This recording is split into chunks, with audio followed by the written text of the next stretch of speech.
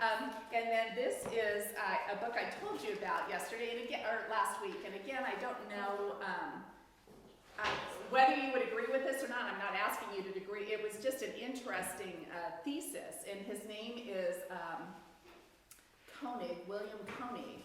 And he was a White House correspondent for 16 years. And now he started his own news organization called World Watch Daily. And so I looked it up, and I've learned a lot from just reading his news. And it's all just regular news, stuff from around the world. And then at the bottom it has things to consider that have a biblical tie. And so one of the things when I went to it that was in there, and I thought I'd start collecting some, well, before I go to that.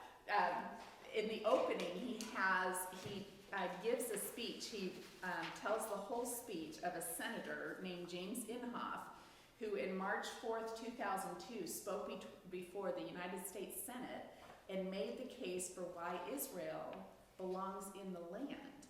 And it's an excellent, he pulls out many, many excellent points, but in the end, you know what he says, number 7, he says, I believe very strongly that we ought to support Israel, that it has a right to the land. This is the most important reason, because God said so. As I said a minute ago, look it up in the book of Genesis. It's right there up on the desk, because they have a Bible there in the Senate. In Genesis 13, 14 through 17, the Bible says, the Lord said to Abraham, lift up your eyes and look to the place where you are. So here in our United States Senate is a senator making the case for Israel being in the land based on the Abrahamic Covenant. So anyway, it's just, and then his thesis is that, starting in the 1990s when we started pushing Israel to give up land that would make them less secure because they're surrounded by enemies, when we started pushing them to do that, every time we would force them to do that, a catastrophe would happen in the United States. And at first I'm like, I don't know if I buy that. But by the time he lists 30 of them, where in the same day it has what we were doing in Israel and the catastrophe that happened in the United States, you start going, well, maybe, right? He puts in overwhelming an overwhelming amount of evidence, and you're like, holy moly, that, maybe that says something. So anyway, I just present it to you as it was an interesting point of view that I had not considered. And then I'm starting, this is kind of fun for me because I've never had time when doing the Bible study to look up a lot of things that I'm interested in and I have thoughts about and questions about, and now I do. So you might get sick of this, but I'm starting this book called Fascinating Finds That Affirm the Bible, and I just quickly want to show you a few. NASA discovers an unexplained light. And what they found was 4 billion miles away, they are finding light, a light source that they can't explain. Because they thought they had figured out all the light sources in the universe. When is that dated? Is this recent? Is there a date on this? Shoot. No, I don't see a date. But I do think it was recent because I was looking, I'm thinking it was through this. It says the Christian Post on here. So go look it up. But anyway, and they're saying this light source is as much light as all the light in our universe that we already knew was here. Right? So this is how NPR put it. NPR article described the problem this creates for scientists.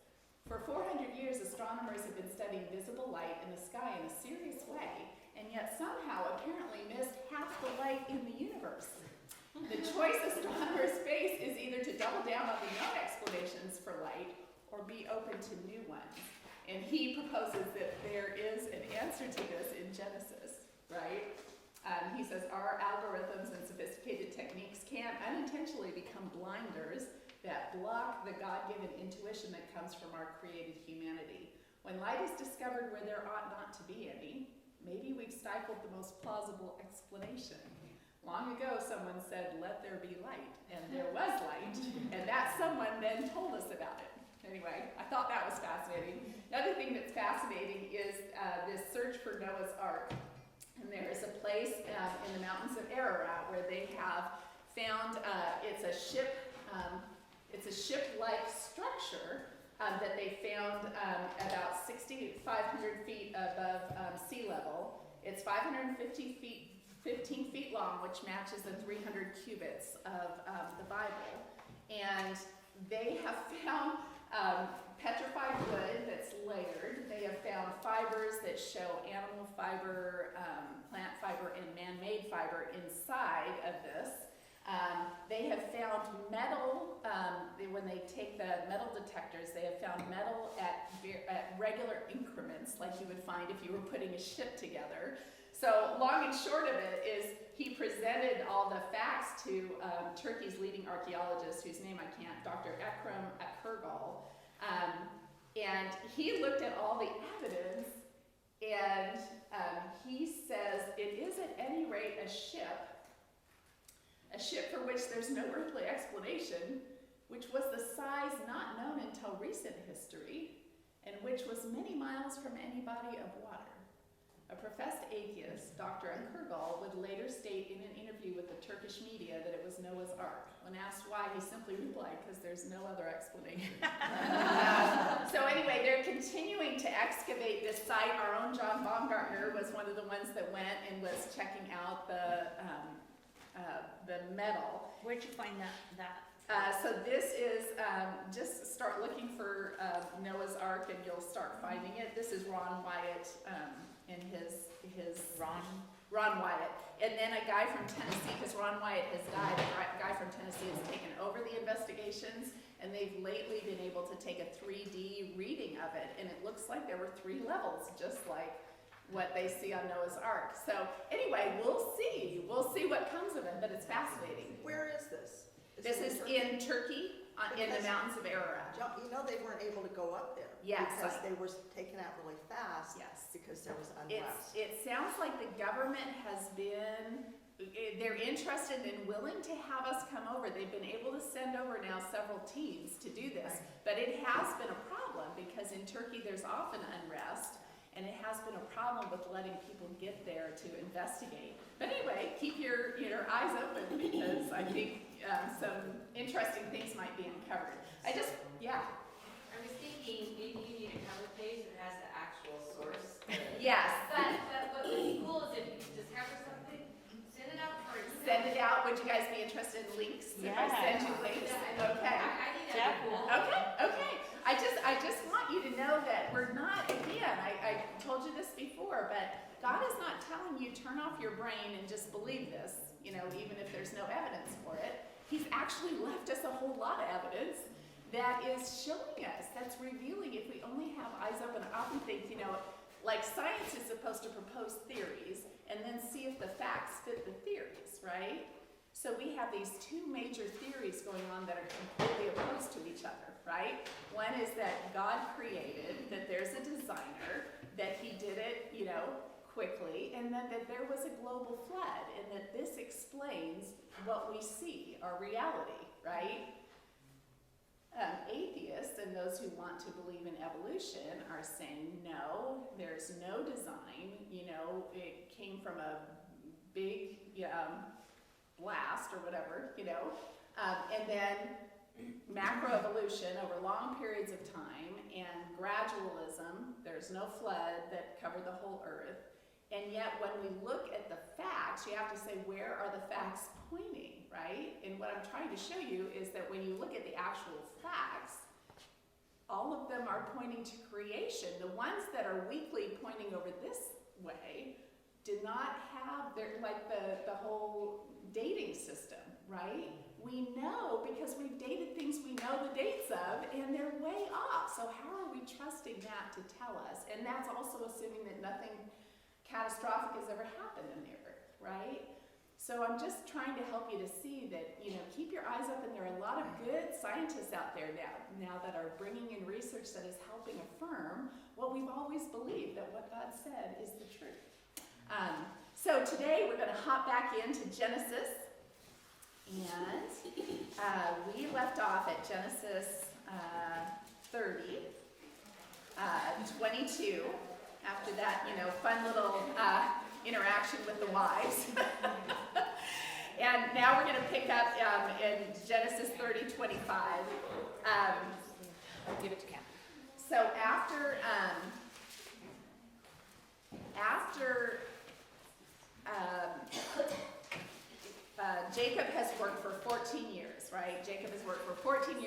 gotten 2 wives from Laban who deceived him, right?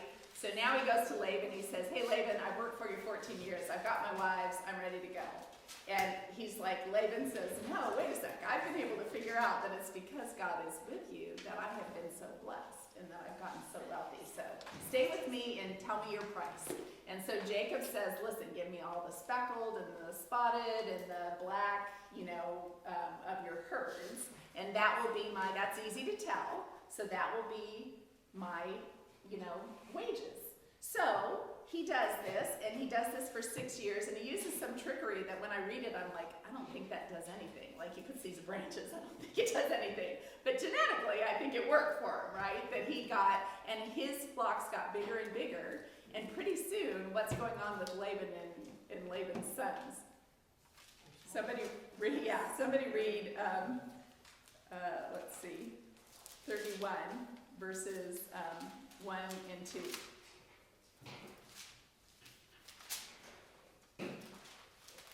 Jacob heard that Laban's sons were saying, Jacob has taken everything our father owned and has gained all this wealth from what belonged to our father. And Jacob noticed that Laban's attitude toward him was not what it had been. Mm-hmm. So the attitudes are changing. So what does Jacob decide to do? He says yes. He talks to his wives say, yep, let's do it. And he packs up everything and doesn't tell Laban, and he just takes off. Why doesn't he tell Laban? Yes, Laban will have some other reason why he can't leave, right? So he packs up and he leaves, and Laban is really upset when 3 days later he discovers that they've just taken off without even telling him. So he goes after him. It takes him 7 days to catch up. When he catches up, is Laban happy with Jacob? He is not. Somebody read 26. Then Laban said to Jacob, what have you done? You've deceived me, and you've carried off my daughters like captives in war. Why did you run off secretly and deceive me? Why didn't you tell me so I could send you away with joy and singing to the music of tambourines and harps? Okay, so isn't it so funny? This guy who totally deceived Jacob and gave him his sister instead of Rachel, now is very affronted that Jacob would do that to him, right? So anyway, and then he says at the end of what he, how angry he is in 30, he says, but why did you steal my gods? And Jacob's like, I didn't steal your gods. What are you talking about? He didn't know who had stolen the gods, his household gods. Rachel had, right? So when he comes in, Jacob says, go ahead and look, I didn't take anything. So comes and looks, and Rachel makes this excuse why she can't get up, right? And sits on them, so that they're hidden. So anyway, so all this to say, there's this really harsh dialogue between Laban and Jacob. Laban is angry. Jacob is angry. He says, listen, I worked for you for 20 years, 14 for my wives, 6 for the flocks. He says, you changed my wages over and over. You tried to cheat me a bunch of times, right? But Laban says, listen, in 43, Laban says to Jacob, the women are my daughters, the children are my children, the flocks are my flocks. All you see is mine, yet what can I do today? So he says, come, let's make a covenant, you and I, and let it serve as a witness between us. So I'm going to tell you something funny here. So have you ever seen those beautiful little necklaces that are divided in half? They're called Mizpah necklaces. And they say, may the Lord watch between you and me while we are apart from one another. Isn't that beautiful? Well, I'm going to show you that it's scripture that is taken way out of context. So I'm sorry. If you have a Mizpah necklace, I'm sure it was given to you in the right spirit, but I'm going to show you where it comes from. And you'll see that was not the intention of that. So Jacob took a stone, he gathered stones, he made piled them up in a heap. And then in 48, Laban said, this heap is a witness between you and me today. That is why it is called Galid, which means witness. It is also called Mizpah, which means watchtower. So that's where the Mizpah comes from. Because he said, may the Lord keep watch between you and me when we are away from each other. If you mistreat my daughters, or if you take any wives besides my daughters, even though no one is with us, remember that God is a witness between you and me. So it wasn't may the Lord keep watch between us. It was, may the Lord keep watch between us, and if you do anything wrong, may he strike you, right? anyway, I find that funny. And so this goes back to something my husband always teaches: context, context, context. People love to just grab a piece of scripture and, make it mean what they want it to mean. And scripture wasn't written like that. It's not a bunch of random verses that we can just pull out and make them mean what we want them to mean. They have meaning in the context in which they were written. And if you read this in the context in which it was written, you realize it wasn't a sweet romantic gesture. So anyway, they part ways, and Jacob turns to continue on his way, but now he's got another problem. Who's his next problem? Laban was the first problem. Now who's he worried about? Esau. So he's heading back home, but he's going to meet his brother, and how did he leave his brother 20 years ago? Yeah, it was not pleasant because he had cheated him out of his birthright and his blessing. And Esau had wanted to kill him, right? So he's hoping, well, 20 years, hopefully it'll be okay. So he actually sends some men on ahead and says, hey, you go, check it out with Esau. And the men come back and they say, oh, Esau's coming with 400 armed men. And it's like, holy moly. So now Jacob is like, okay, obviously 20 years is not long enough, right? So he comes up with this plan. He says, okay, I'm going to send flocks. I've got so many flocks and herds. I'm going to send him gifts of my flocks and my herds. And I'm going to tell him, my servants to go before me and say, hey, this is a present for you, my lord Esau from Jacob, right? And so he's going to butter him up with all these flocks and herds. So after he does that and he sends those on ahead, he's got a night that he has to spend alone he's still got his wives and his children with him, but all of his flocks and herds have gone forward, and he doesn't know. There's no cell phones. He doesn't know what's happened. So that's gone on, right? So read about what happened starting in 23, chapter 32, verse 22. Let's start at 22. That night Jacob got up and took his 2 wives, his 2 female servants, and his 11 sons, and crossed the ford of Jabbok. However, I don't know. And after he had seen them cross the stream, he sent over all his possessions. So Jacob was left alone, and a man wrestled with him till daybreak. When the man saw that he could not overpower him, he touched the socket of Jacob's hip so that his hip was wrenched, and he wrestled with the man. Then the man said, let me go, for it is daybreak. But Jacob replied, I will not let you go until you bless me. The man asked him, what is your name? Jacob, he answered.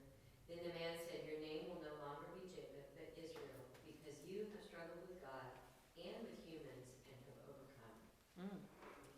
Yeah, well, no, you can stop there. It's very interesting. We think this was a theophany. We think this was probably Jesus that has come and is wrestling with Jacob. And, we have questions about it. He would have known what his name was, and he would have been able to overpower Jacob, right? But there's this wrestling match, and there's a purpose for it. And in the end, he says, listen, your name is no longer going to be Jacob, but Israel. Does anybody here know what Israel means?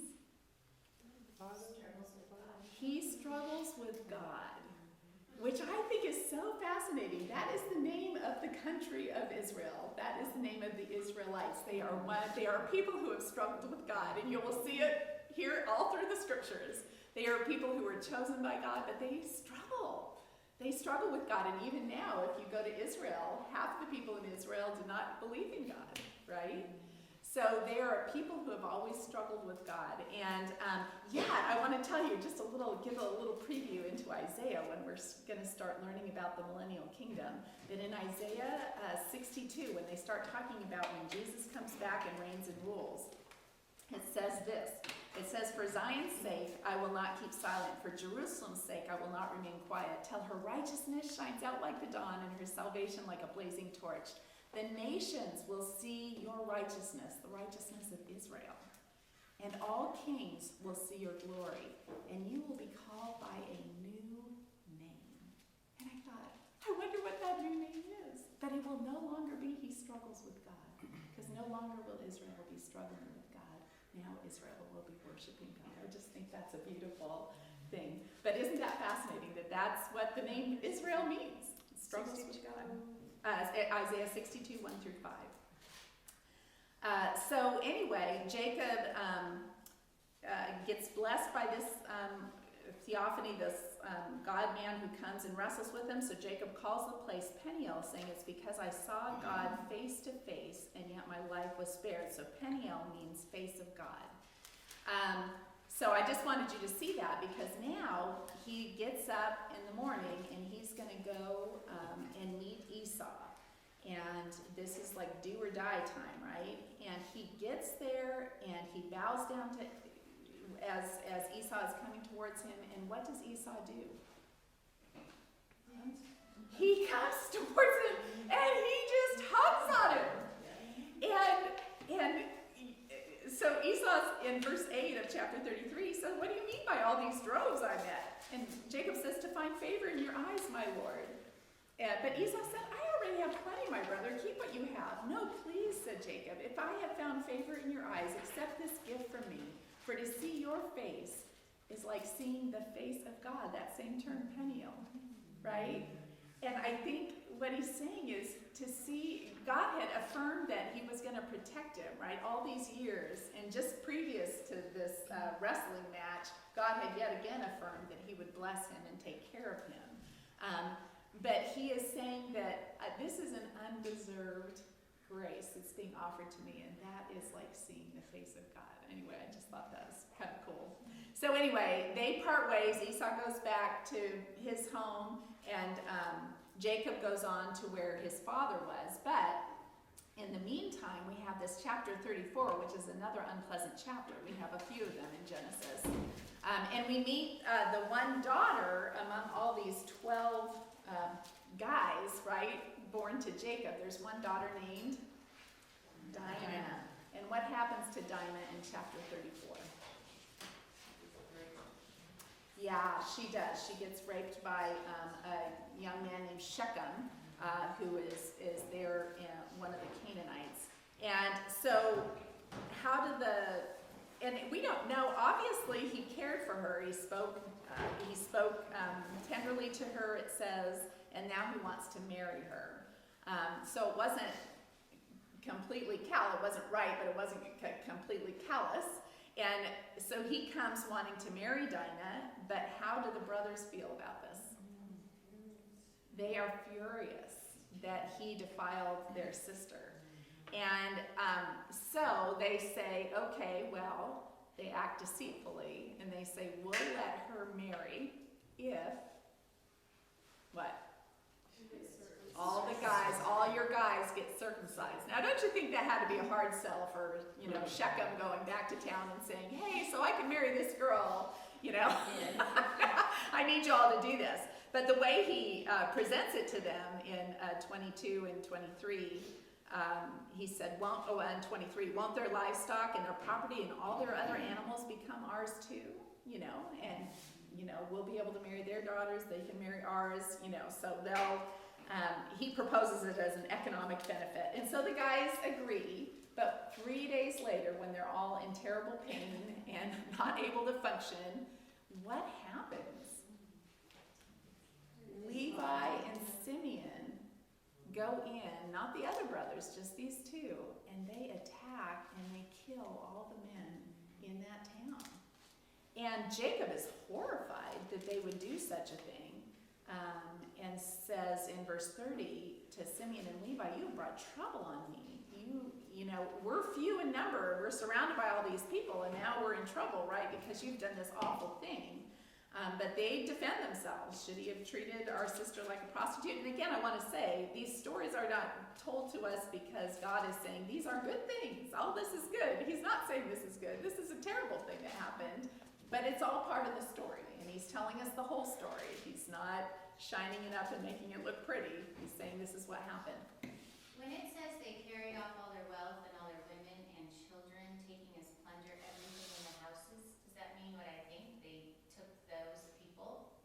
Were they part of their society, or were they more like slaves? Well, it's interesting. So to this point, they couldn't marry Jewish women because there were no Jewish women, right? So they all had to marry, all these 12 brothers had to marry women that were Canaanites or from the land. So whether any of these women were ones that they ended up marrying, whether they become servants in their household, I don't know. Yeah. So then in 35, God tells Jacob to go to Bethel, and we start seeing a change in Jacob's heart. Somebody read chapter 35, verse 2. Then Jacob said unto his household and to all that were in with him, put away the strange gods that are among you, and be clean and change your garments. Oh, and 3, sorry. Okay, and let us arise and go up to Bethel, and I will make there an altar unto God, who answered me in the day of my distress, and was with me in the way which I went. So this was a transformational act. He said, listen, we have foreign gods here, get rid of them. We are now going to worship one God and one God only. And he builds an altar and turns to the Lord. And when Jacob returns in verse 9 to Paddan Aram, God blesses him again, appears to him and says, for the 10th time, reiterates the Abrahamic Covenant. He says, your name is Jacob, but you will no longer be called Jacob. You will be Israel. So he named him Israel. And God said to him, I am God Almighty. Be fruitful and increase in number. A nation and a community of nations will come from you, and kings will come from your body. What part of the Abrahamic Covenant is that? The seed. And the land I gave Abraham and Isaac, I also give you, and I will give this land to your descendants after you. What part of the covenant is that? The land. The land. So the seed, the land, and the blessing. We just see it over and over again repeated in Genesis. So at that point, then Rachel dies while giving birth to her second child. And she tries to name the child Benoni because she knows she's dying, and that means son of my sorrow. But Jacob says no and calls him Benjamin, son of my right hand. And then they move on, and we have to read verse 21 and 22 because it comes out in the blessing in chapter 49. So somebody read what happened in 21 and 22 of chapter 35.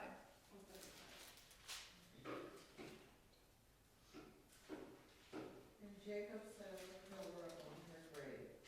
That is the pillar of Rachel's grave unto this day. And Israel journeyed and spread his tent beyond the tower of Judah. And 22. And it came to pass when Israel dwelt in that land, that Reuben went and laid with Bilhah, his wife, his father's concubine, and Israel heard of it. Okay, And the so sons of that's, Jacob were 12. yeah, so I wanted you to see that. Reuben goes in and has a sexual relationship with Bilhah, which is one of Jacob's wives, and Jacob gets wind of it. And you're going to see in chapter 49, when he's blessing his sons, he brings that up with Reuben. So I just wanted you to see that. It says in 28 that Isaac lived to be 180 years old. And then in 36, does somebody want to just shut that door? I think that must have been the wind. It scared me. I know. Okay, so in 36, some interesting things in 36. So we find out that in 36, this is the account of Esau that is also Edom. And so we're going to see that a nation of Edom develops out of the descendants of Esau. And the reason why I just want you to make a note of it, when we get to the prophets, we're going to get to Obadiah. And Obadiah is a prophet that God raised up to speak against Edom, which are the descendants of Esau. So just put that in your files for later on. And then a couple things I want you to notice that are interesting. In verse 10, the names of Esau's sons were, the first one is Eliphaz. And if you look at 11, the sons of Eliphaz has a son named Teman. So the reason I want you to see that, and I've got a little note next to it, Job 4:1, is that in Job, who Job lived during this time of Genesis, he lived during the patriarchs, but he's not in the Bible until the middle. But why is that? Do you remember from our 30 days study? Why is Job not here if he's in the history portion? Because he's in one of the other He's in the poetry section. The account of Job is written in the form of a long poem. And so it is actually the first of our 5 poetry sections. So you have the 17 historical sections and then the 5 poems. Those start with Job because Job was the earliest written, and he was written during this time. But the reason I want you to see this is because there are 4 characters in Job, and one of them is Eliphaz the Temanite that we're going to meet in Job. So Eliphaz was one of Esau's descendants. So just a little interesting thing. Then, I keep referring to this, so I thought I'm going to read it to you and tell you what this did for me. So C.S. Lewis just makes me think about things in a different way, turns things on its head, and makes me think, oh, that is so true. So C.S. Lewis was a literature professor at Oxford or one of those places in England. Very well known, very well renowned, and he studied historical literature quite thoroughly. And this woke me up to something that I'd never seen until I read it. And he's talking about how people will say that the Gospels are legends, that these things written about Jesus are legends. And he says, now, as a literary historian, I'm perfectly convinced that whatever else the Gospels are, they are not legends. I've read a great deal of legend, and I'm quite clear that they are not the same sort of thing. They are not artistic enough to be legends. From an imaginative point of view, they are clumsy, they don't work up to things properly. Most of the life of Jesus is totally unknown to us, as is the life of anyone else who lived at that time, and no people building up a legend would allow that to be so. Apart from bits of the Platonic dialogues, there are no conversations that I know of in ancient literature like the 4th Gospel, the Gospel of John. There is nothing, now this is the part I want you to pay attention to, there is nothing, even in modern literature, until about 100 years ago when the realistic novel came into existence. In the story of the woman taken in adultery, which we studied in church a couple weeks ago, we are told Christ bent down and scribbled in the dust with his finger. Nothing comes of this.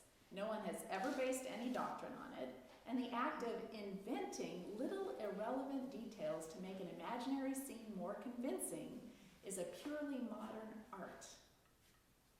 Surely the only explanation of this passage is that the thing really happened. The author put it in simply because he had seen it. So that sparked my reading of the scriptures, because I'd never thought of that. I've never thought of, okay, all these details that they add, sometimes it seemed like wholly irrelevant. They're part of what tells us this is a true accounting, because they wouldn't have just added irrelevant details for no reason, right? So I want you to see that looking at the details of the account of Esau. And if you look at verse 24 of chapter 36, he's accounting all these different descendants of Esau, and it says, and the sons of Zibeon, Ai and Anah. This is the Anah who discovered the hot springs in the desert while he was grazing the donkeys of his father Zibeon. Why do we need to know that, right? Why is that in there? Only because this is a very human thing to do. You and I have done it. You're describing something to somebody, and you say somebody's name, and you say, oh, you know who that is. That's the one that, right? We do that all the time. Oh, yeah, this is the one. And so it's an irrelevant detail that adds nothing to God's story, but it's in there simply because the one who is making an accounting of all these names and all these genealogies thought, oh, you'll recognize this one because this was the one that did that, right? Isn't that interesting? So you'll see other things. I want your eyes to be opened as you're reading through. Look for those like random details that you're like, that's interesting. That's only being told because they were there and they want us to know that little detail. And Moses wasn't there. Mm-mm. And he's the one that wrote this. I have a whole thing on that. We're going to get to that next week because we'll get to that in Exodus. So, Yeah. I mean, obviously God. It's a great question. Incident. It's a great question, and I had time to research. I've always had a theory, but I had time to research it, and I was so thrilled that some people agree with this little theory that I've had for quite some time. All right. So anyway, Genesis 37 starts the story of Joseph, which is one of my favorite in all of Scripture. And we meet him in verse 2. How old is he? 17. He is 17 when we meet him. And somebody read verse 17. We're going to read how do his brothers feel about Joseph? Okay, he's got 11 brothers, and they are jealous. We're going to see in this one chapter 4 reasons why his brothers are jealous. Somebody read verse 2. These are, in 37, right? Yeah, chapter 37, verse 2. These are the generations of Jacob. Joseph, being 17 years old, was pasturing the flock with his brothers. He was a boy with the sons of Bilhah and Zilpah, his father's wives. And Joseph brought a bad report of them to their father. Now, Okay, that's all. Okay. So, reason number 1. Tattletale. He tattled. He tattled. He brought a bad report back about his brothers to his father. Okay, reason number 2. Somebody pick up with verses 3 and 4. Now Israel loved Joseph more than any other sons, because he had been born to him in his old age, and he made an ornate robe for him. When his brothers saw their father loved him more than any of them, they hated him and could not speak a kind word to him. So, reason number 2.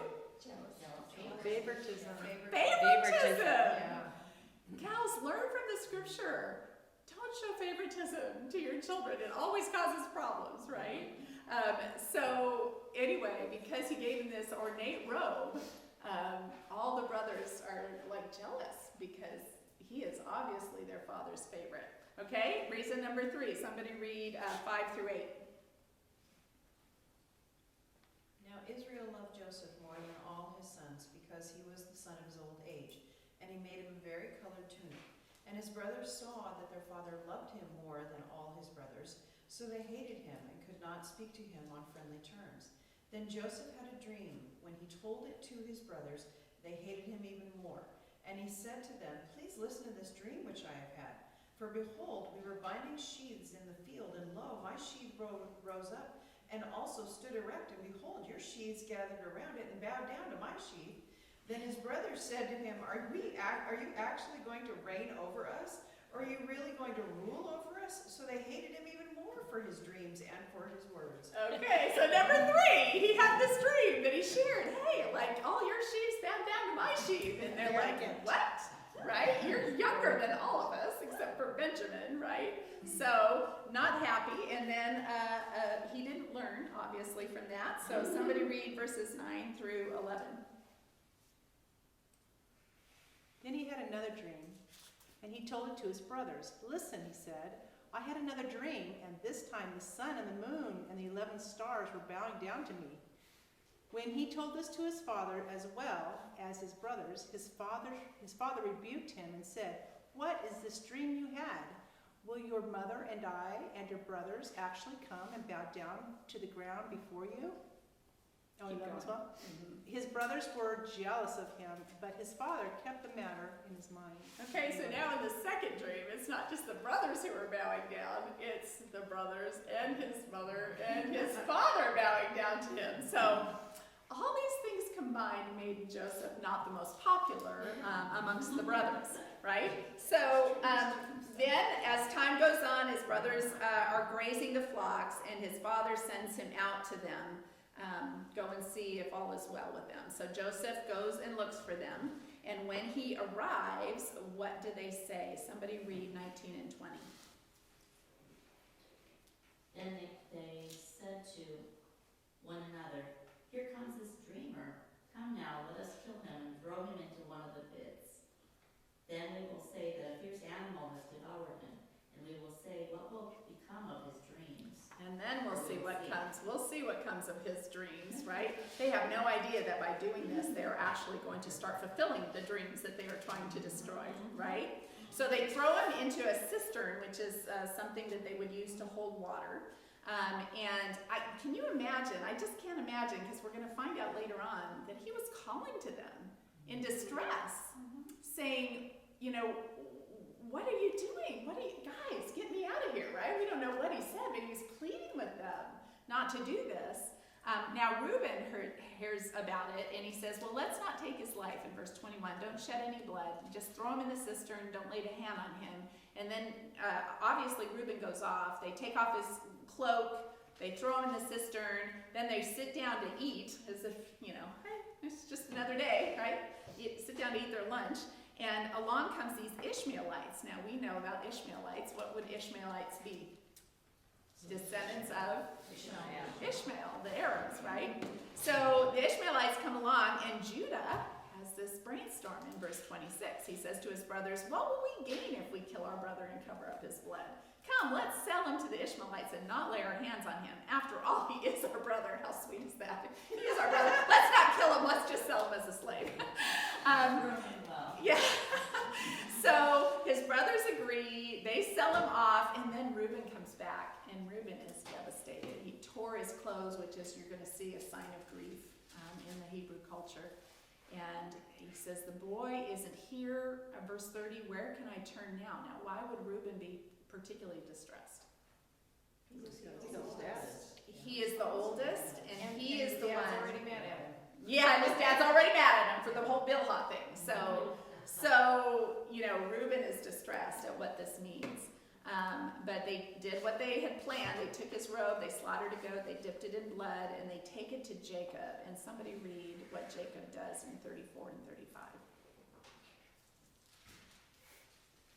Then Jacob tore his clothes, put on sackcloth, and mourned for his son many days. All his sons and daughters came to comfort him, but he refused to be comforted. No, he said, I will continue to mourn until I join my son in the grave. So his father wept for him. I think these sons had no idea what kind of grief. They knew that their father would grieve, but I think their father grieved for a long time. And so for the first time as I was reading this, when I got to 38, I thought, that's why Judah left. Look at 38:1. At that time, Judah left his brothers and went down to stay with a man of Adullam named Hira. I think Judah left because how guilty would you feel if day after day you're watching your father grieve horribly for his son that he can't get back? And Judah knows he was the instigator, right? Anyway, I just wonder if that wasn't a move because he just couldn't take it anymore, right? So anyway, he marries a Canaanite woman named Shua.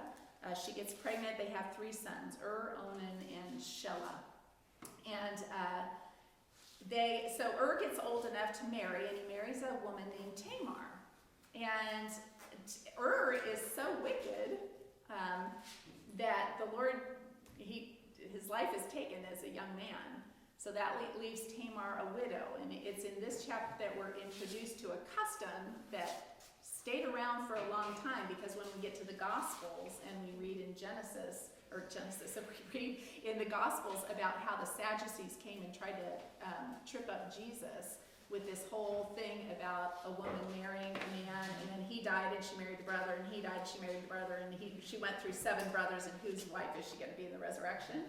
That's because of this custom that goes clear back here to Genesis, where if a woman is widowed, then it's the brother's responsibility to provide, to take her in, and then to provide an offspring for her so that her line can go on, so that the line of his brother can go on. So when died, the second brother Onan marries her, but he's wicked because he doesn't want her to get pregnant. So anyway, he dies at an early age. So then what does Judah decide in 11 and, somebody read 11. Then Judah said to his daughter-in-law Tamar, live as a widow in your father's house until my son Shelah grows up. For he thought, he may die too, just like his brothers. So Tamar went to live in her father's house. Okay, so Tamar goes to live in her father's house, waiting for this Shelah to grow up. And then after a long time, Judah's wife dies, and then Tamar starts to realize he's not going to let me marry. He's not going to let me marry Shelah. And so she comes up with this idea. And knowing that Judah is without a wife now, she presents herself as she goes where she knows Judah is going to be going towards his flocks, and she pitches a tent, and she dresses like a prostitute with a veil and whatnot. And she coaxes him, and he went and had sexual relationships with her, not knowing who she was. And they talk about a price. And in 17, Judah says, I'll send you a young goat from my flock. And she says, will you give me something as a pledge until you can send it? What pledge shall I give you? And she says, your seal and its cord and the staff in your hand. Why would she ask for those things? They're very specific, and they belong specifically to Judah. So, he goes off afterwards, and then he sends his servant back with the goat, and she's nowhere to be found, but he's too embarrassed. I mean, what are you going to do? Go around saying, have anybody seen that prostitute that was over here? No. He just says, let's just keep this on the down low. But then they find out that Tamar is pregnant. And they come to Judah, and Judah says, bring her out and stone her because, kill her because she has prostituted herself. So I have a question. Yeah. So when he released her back to her father's household, is that kind of saying you're free to marry, or you're free to find someone else if he's no longer in his household? So honestly, I don't know. I don't know if that. if she had that option. I don't know. Because really now don't. he's accusing her of that she Yeah. wasn't supposed to. So I don't know. Well, she obviously hadn't gotten married to anyone at that Well, point. it says in verse 11 that Judah said, live as a widow in your father's household until my son grows up. Okay, so he kind of gave her the impression, but now Right. having lost two so sons, she didn't have that option. Yeah. She needed to wait, right? Yeah. Right. Yeah. Yeah. So anyway, Tamar sends all the collateral, right, that he gave her. It sends it to Judah and says, the man who owns these things is the father of this child. And who is the man who owns these things? Judah. Judah boy. So in 26, Judah recognizes them and says, she is more righteous than I, since I wouldn't give her to my son Shelah. And he did not sleep with her again. She gives birth to twins, and the twins are Perez and Zerah. And the reason I stopped to go over this story at all is because it's very fascinating in the genealogy of Jesus in Matthew 1, that Tamar, there's 4 women listed, and Tamar is one of them. She is in the line of Jesus, and she's in the line of the kings of Judah, as is Perez, her son. So isn't that interesting? God uses, fallen people who do fallen things to accomplish. Does Jesus come down through Perez? Yes, through Perez. So there are 2 lines when we look at the lines of Jesus. One is the kingly line through Joseph, and Right. one is the bloodline through Mary. And And through Mary, it's Here's Judah. Perez. no, through Joseph, it's Through Perez. Joseph. Joseph is the kingly line. We're going to see why Jesus couldn't come through the kingly line.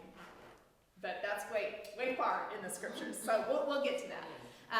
So now we're back to Joseph's story. Okay, so Joseph has been sold to the Ishmaelites, and now they've sold him on to who?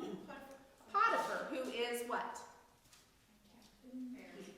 He's the captain of the guard for the Pharaoh, who is the highest. He's the king of the land of Egypt, which is the superpower at the time, right, in the world, right? So Potiphar is a pretty high up there guy, and he takes in Joseph. And can you imagine what it was like for Joseph at 17 to be taken away from his family, taken away from everything he knows, thrown into this? He's the favored son. He's always been kind of spoiled, and now his time is not his own. He has to work from the time he gets up to the time he goes to bed. He probably didn't know the language, if he knew it at all, he didn't know it very well. So all that to say. And his brothers had thrown him into a cistern and sold him into slavery. So tell me what you would be tempted to be feeling if you were Joseph. Bitter. Right? I know that. The scriptures don't lay it out, but I think we're going to see it later on. I know that Joseph had to be wrestling with what all of us would be wrestling with, right? Is this bitterness of why? Why? That was awful what they did to me, right? And he could have felt sorry for himself, and he could have been bitter. But how do we know that he didn't stay there? Even if he struggled with it, how do we know he didn't stay there? Because he rose up. Because he worked hard with a good attitude, right? He worked hard, and he showed himself to work so well and with such a good attitude that pretty soon he's second in the household only to Potiphar. And Potiphar's given him all the responsibility for everything in his household. He doesn't have to worry about anything because Joseph just takes care of it all for So we know that in this whole period of time where Joseph is going through really hard things, we see he has to keep looking to God, and God keeps helping him to make the right choice in the midst of a difficult situation. But I heard a sermon too that was so awesome, and that this is an example of growth. Mm-hmm. Because when he was 17, he was Right. arrogant, he was Yeah. pompous, he was very Not very cocky, wise about right, on Yeah. his behavior, Yeah. and how God humbles him through Yeah. the processes of everything that he goes through. Yeah. And how at the end, God knew he could not be a good king or a good leader if he was this arrogant. And that's pompous, because cocky God knows that pride is at the heart of most sin. Like, how did Lucifer fall from heaven? It was pride, right? And so here's a young man that God knows has this amazing potential and that he wants to use for amazing good. But I think he needed to be humbled, right? So that's part of God's And it's process. such a good example to us that everything good and bad that we go through grows us. Yeah. You know? Yeah, and it takes us back to Romans 8, 28 and 29, and I always tell people in my Bible studies, never quote Romans 8, 28 without Romans 8, 29. Because Romans 8, 28 tells us that God works all things together for good to those who love him, who are called according to his purpose. And a lot of people stop there. And then they get confused when life is not going well, right? When hard things happen, they're like, isn't the good that he wants for me my health and wealth and prosperity? No, because the next verse tells us that the good he's after is to conform us to the image of his son, right? That's the good that he's after. So when we go through hard things like Joseph went through hard things, God is always wanting to grow our character in the midst of this. And Joseph is just a prime example of somebody who could have gotten bitter and filled with self-pity and just stayed in the pit there. Or he could look to God and trust God, even in the midst of this very difficult, undeserved situation, and God would use him. And that's what God loves to do. He loves to redeem hard situations. So here we see him, but now there's a problem. All these good things are finally happening after all these hard things, and what's the problem that arises in Potiphar's household? His wife!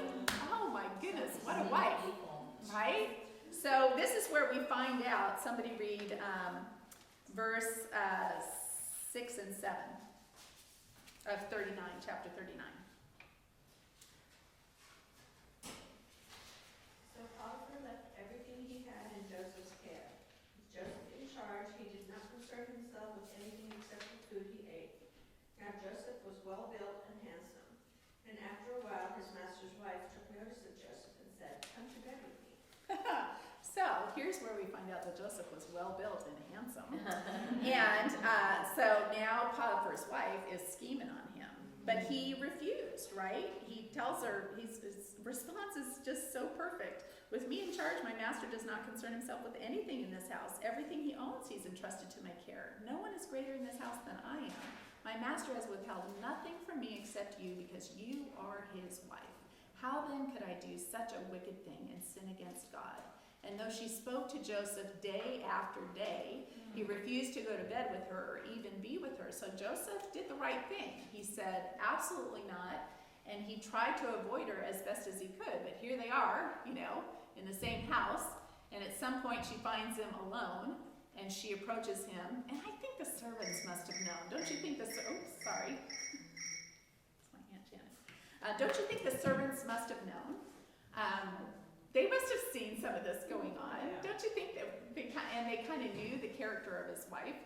So anyway, she catches him alone. He leaves right away, flees, and she catches his robe as he's fleeing and ends up with the cloak in her hand. And so then she calls all the servants and said, "Look, this Hebrew has been brought to us and makes sport of us. He came in here to sleep with me, but I screamed. And when he heard me scream for help, he left his cloak beside me and ran out of the house." So she makes up this story, and she kept his cloak right there beside her until her husband comes home.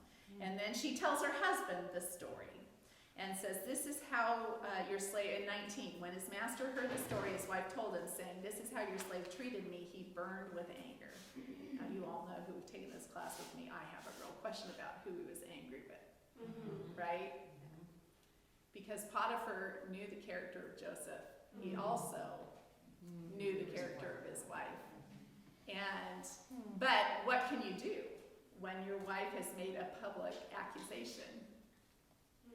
And part of the reason I think that is because Joseph put him in prison. He could have had him killed, but he didn't. He put him in prison, and not just any prison, he put him in the king's prison.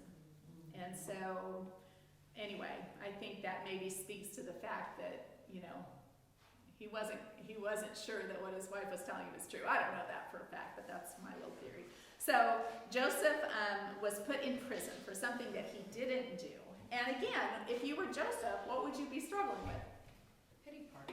Yeah, a pity party? I didn't do anything. And here I am in prison for something I didn't even do. In fact, I did it right. And in fact, I did it right. I did all the right things, right? So, you know, there's this belief sometimes that if you do all the right things, nothing bad's going to happen to you. No. You know, we live in a fallen world, but God has this way of taking really hard things and using them for good. So, he's there in prison, and we know he goes to God and he gets perspective again, because what happens when he's in prison? He interprets the dream. Not before that. Oh. Yes, the warden makes him number 2 in the prison. And so it shows you he had to have had a great attitude and, you know, shown such good responsibility that the warden says, okay, I'm putting you in charge. You know, you take care of everything. And the other thing we learn about him is that he has compassion for his fellow prisoners. So if we read, so in 40 is when we see that the cupbearer and the baker of the king of Egypt, the Pharaoh, had been put in prison. And they each had a dream one night, and each had a meaning of its own. And somebody read verse 6 and 7 of chapter 40. And when Joseph came to them in the morning and observed them, behold, they were dejected.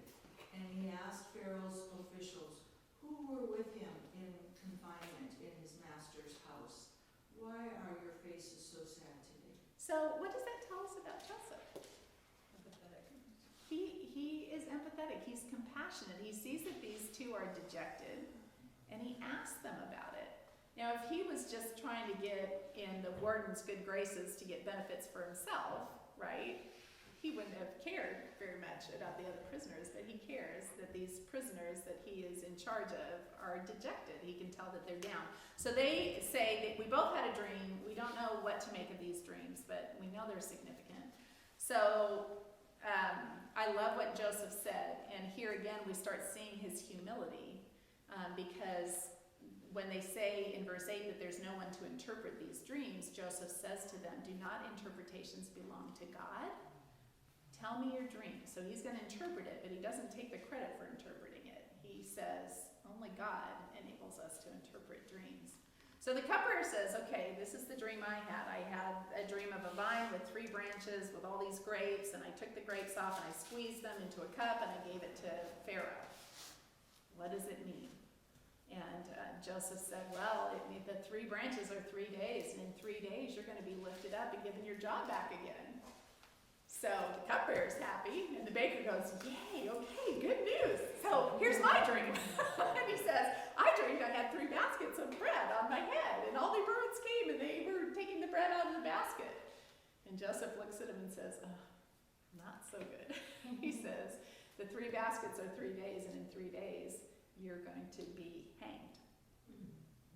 So sure enough, 3 days, but look what he says to the cupbearer. After he tells the cupbearer the good news of what his dream means, in verse 14, he tells him, but when all goes well with you, remember me and show me kindness and mention me to Pharaoh and get me out of prison.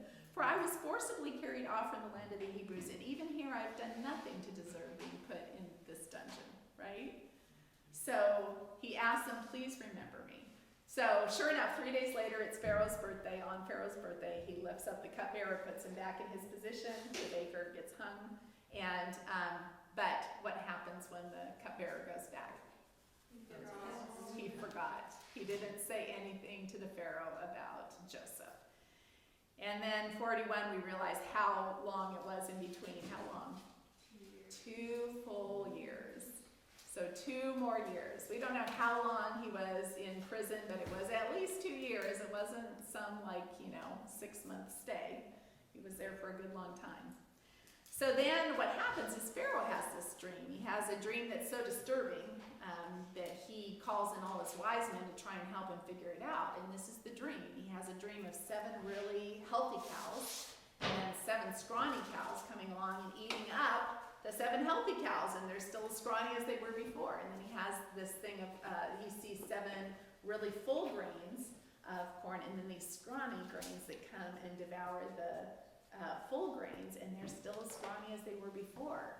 And Pharaoh is so disturbed, but he can't figure it out. His wise men can't figure it out, and finally the cupbearer kind of sheepishly, I just remembered something. And he tells them about Joseph and about how they'd had these dreams, he and the baker, and how it came true exactly the way Joseph had interpreted it. So Pharaoh says, bring him up, right? So they shave him, they put on proper clothes, and they bring Joseph into the Pharaoh. And the Pharaoh says in 15 of chapter 41, I had a dream and no one can interpret it, but I've heard it said that you hear a dream. When you hear a dream, you can interpret it. And what does Joseph say? Read 16. Somebody read it. Joseph answered Pharaoh, it is not in me. God will give Pharaoh a favorable answer. Okay, so again, who does he give the glory to? God. He doesn't take credit for himself. So Pharaoh tells him the dream, and Joseph interprets it. What's the interpretation? 7 years of Yeah. cycle, 7 years of famine. So first, you're going to have 7 years of plenty, where you're going to have great harvests, and then you're going to have 7 years of famine. And the reason God gave it to you in 2 dreams is because it is for sure going to happen.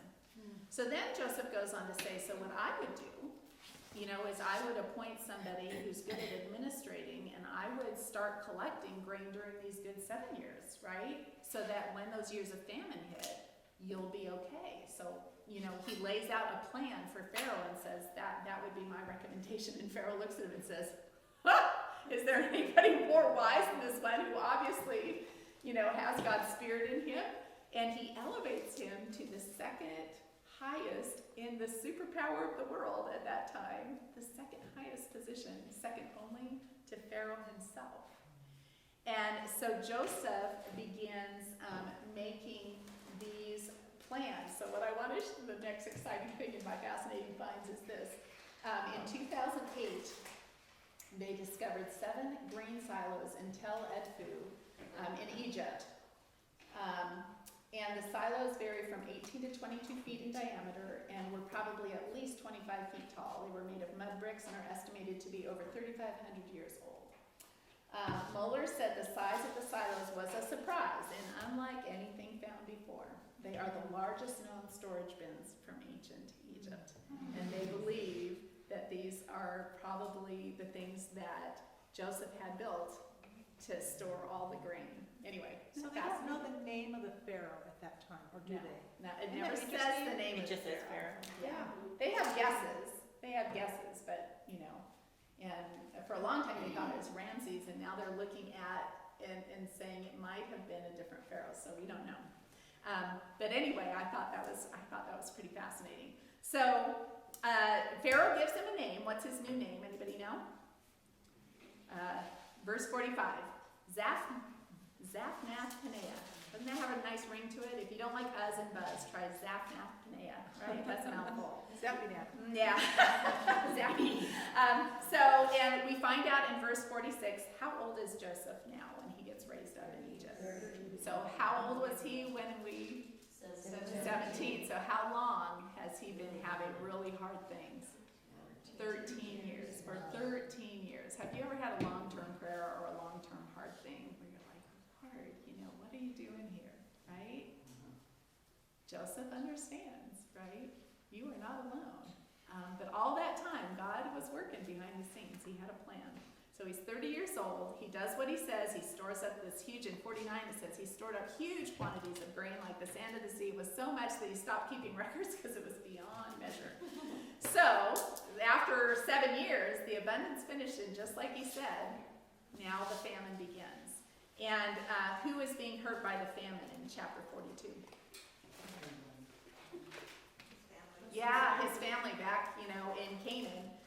they're suffering from this famine just like everybody else. And so Jacob says to his sons, hey, I've heard there's grain in Egypt. Can you guys go and see if you can get some? So 10 of the brothers, not Benjamin, because Jacob was not willing to let Benjamin go.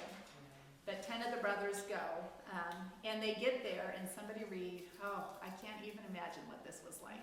Somebody read verses 6 and 7. Chapter 42. Now Joseph was the governor of the land, the person who sold grain to all its people. So when Joseph's brothers arrived, they bowed down to him with their faces to the ground. Does that remind you of anything? Yeah, keep going. As soon as Joseph saw his brothers, he recognized them, but he pretended to be a stranger and spoke harshly to them. Where do you come from? He asked. Okay, keep going. Oh. Yeah, no, I'm sorry, I told you to that, but keep going, because I want you to read the rest of the story. Stop at 8, or where do you want? No, keep going down to like 16. Okay. From the land of Canaan, they replied, to buy food. Although Joseph recognized his brothers, they did not recognize him. Then he remembered his dreams about them and said to them, you are spies. You have come to see where our land is unprotected. No, my lord, they answered. Your servants have come to buy food. We are all the sons of one man. Your servants are honest men, not spies. No, he said, you have come to see where our land is unprotected. But they replied, your servants were 12 brothers, the sons of one man who lived in the land of Canaan. The youngest is now with our father, and one is no more. Joseph said to them, it's just as I told you, you are spies, and this is how you will be tested. As surely as Pharaoh lives, you will not leave this place unless your youngest brother comes here. Send one of your number to get your brother. The rest of you will be kept in prison, so that your words may be tested to see if you're telling the truth. If you are not, then as surely as Pharaoh lives, you are spies. And he put them all in custody for 3 days. Okay, so I'll just tell you my opinion here. I think this is Joseph wrestling with his feelings, right? I mean, the last time he saw his brothers, what had they done? Thrown him in a pit and then sold him into slavery, right? And so he sees his brothers, and when they bow down to him, he remembers his dream. You think, his dream hadn't been uppermost in his mind all this time, and suddenly as he watches his brothers come and bow down to him, his dream comes back to him and he remembers, And the right? first dream was the grain, and they came for grain. Right. Oh, interesting. Yeah, that's true. Yeah. That's really good. I like that, Jennifer. Yeah. So I think here he's wrestling because what does he do? He accuses them as spies, and they're like, no, we're not spies. We just came to get grain. And what does he have? What does he have them do? What does he do to them? He puts them in prison for 3 days. And I think those 3 days were 3 days of just incredible wrestling for Joseph in Joseph's heart. Like, he has complete power now over his brothers. He can do whatever he wants, really. And I think he had to wrestle through. And I think, again, where does Joseph turn? Where have we seen now that Joseph always goes? I think he went to God with these feelings that he's wrestling with inside. And I think God gave him perspective because he came back. He said, I'm going to let one of you go home and get your brother Benjamin. But in the end, he relents when he calls them back in. And he said on the 3rd day, and I can't even imagine, you imagine what these brothers are talking about while they're in there? We'll find out a little glimpse in verse 21. But in 18, on the 3rd day, Joseph said to them, do this and you will live, for I fear God. If you are honest men, let one of your brothers stay here in prison while the rest of you go and take grain back for your starving households. But you must bring your youngest brother to me so that your words may be verified and that you may not die.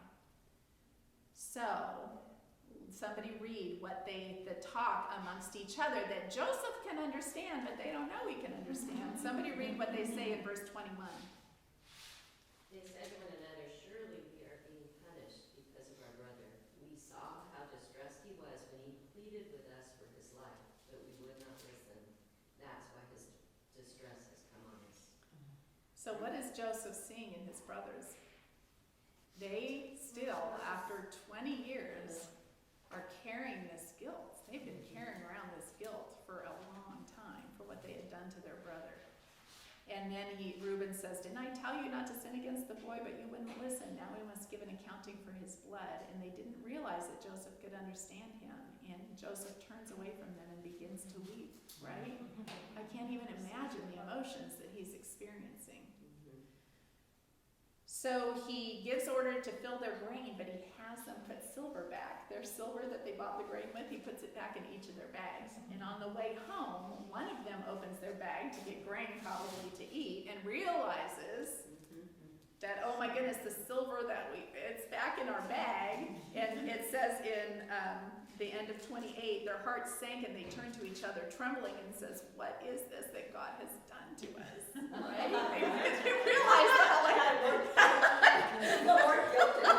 When the guys start fighting and blaming him, why did, cause division amongst themselves, Yeah. just one person? Yeah, well, and I forgot to make the point back that in verse 24, that Joseph ends up choosing Simeon to stay. And I'm interested in that. Why Simeon? Why does he choose Simeon to stay when he sends the other brothers back? Somebody had a footnote in theirs that said maybe it's because Reuben did try and save him, right? And Joseph now knows that. If he didn't know that at the time, now he's hearing his brothers and he's hearing Reuben say how I tried to tell you not to do anything to him, right? So Simeon's the second oldest. So whether that's part of it, Simeon's also the one that instigated. Levi was younger, and Simeon and Levi are the ones that killed all those men who were helpless from their circumcision, right? So I think probably maybe Joseph, there was something about Simeon that Joseph said, yeah, he's the one that most deserves to stay. I don't know. So anyway, they go back, and when they get back and they're opening all their sacks, what do they realize in all their sacks? They all have their silver, so they're like, oh, shoot. And they explain to their dad, Dad, this guy, he accused us of being spies, and that's why we don't have Simeon, because Simeon's left back there because he said we couldn't all, and we can't go back there unless we take Benjamin. He's like, why did you tell him you had another brother, right? It's just like, what? He says, first I lose Joseph, now I've lost Simeon, and now you want to take Benjamin? Not on my life, right? So, anyway, for a long time, he won't let them go back. We don't know how long. Anyway, we'll find out. It's been 2 years since the famine in a little bit. But anyway, finally it got so bad that his father says, listen, you have to go back and buy food. And Judah says, we can't. In 43, he said, we can't if you won't let us take Benjamin, because this guy insisted that we bring Benjamin. And Israel says, no, And then finally Judah persuades him. Somebody read what Judah says in verses 8 through 10. Judah says to his father Israel, send the lad with me, and we will arise and go, that we may live and not die, we as well as you and our little ones. And I myself will be surety for him. You may hold me responsible for him. If I do not bring him back to you and set him before you, then let me bear the blame before you forever. Okay, that's enough. So he says, listen, I will take charge of the boy. I will make sure that Benjamin gets back here safely. And so Jacob finally relents. And you have to know, Jacob and Israel are the same person. It goes back and forth in the scriptures. I'm going back and forth in the way it's confusing, but I think anybody who changes their name midway through their life, there's going to be some confusion, right? So it's Jacob and Israel, same person. So anyway, Jacob relents, and he says, okay, I'll let you go, but take double the silver, pay him back not just what was in your sacks, but double, plus take all these gifts, and, just apologize for what happened. So they go back, and sure enough, they get there, they get all the gifts, and somebody read chapter 43, verses 15 and 16. And the men took that present, and they took double money in their hand, and Benjamin, and rose up, and went down to Egypt, and stood before Joseph. And when Joseph saw Benjamin with him, he said to the ruler of his house, bring these men home, and slay and make ready, for these men shall dine with me at noon. Okay, keep going through 18. And the man did as Joseph bade, and the man brought the men to Joseph's house. And the men were afraid because they were brought into Joseph's house. And they said, because of the money that was returned in our sacks at the first time, are we brought in that we may seek